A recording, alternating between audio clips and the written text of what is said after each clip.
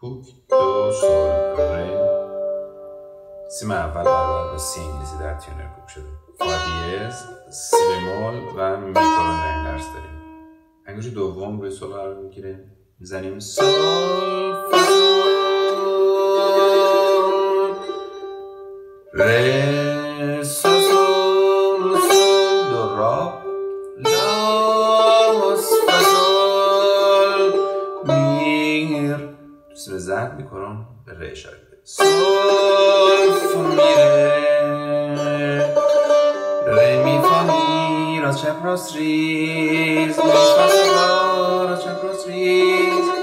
لا انگوش دوم لا سول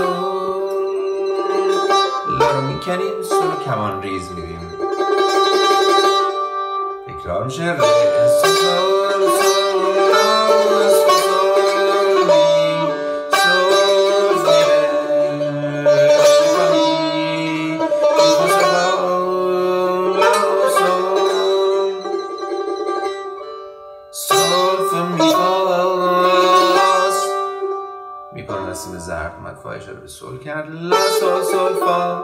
سول اشاره به لا داره، فا اشاره به لا باز داره. راست چپ فا سول لا سول سول فا فا سول. دومی دیگه تکریز نداره سول آخر، چون بیرون از کادر علامت تکریز. لا سول سول فا.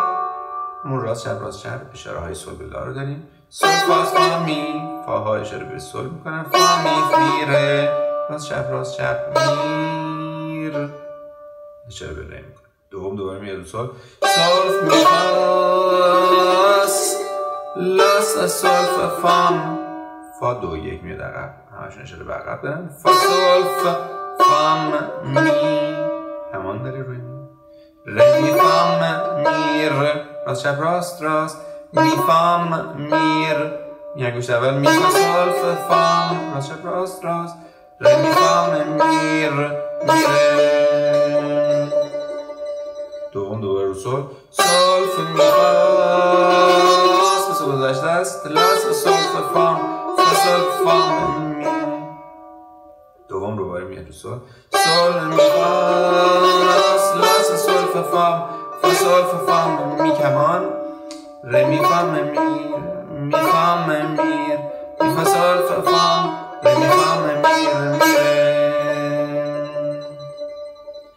لا انگشت اول لا سی لا سی لا سی دو لا. اینجا دو ریز میدیم به سی، به لا میاد.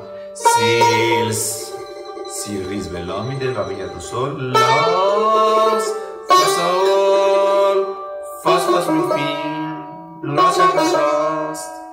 ره انگشت اول از سیم زرد. ره سی لا سی لا سی لا.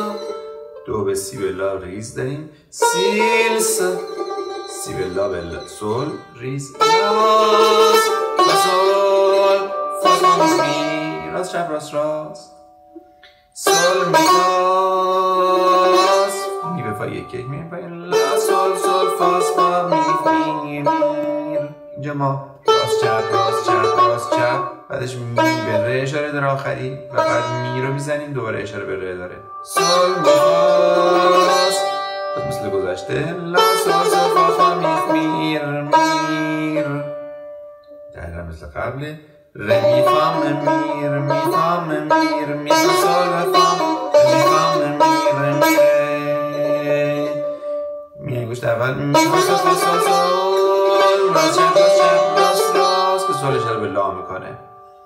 سول فا می فاس گذشته. لا سول فام فا سول فام میر. سول فا می فاس لا سول فام فا سول فام می کمان. ره می فام میر می فام میر می فا سول فام ره می فام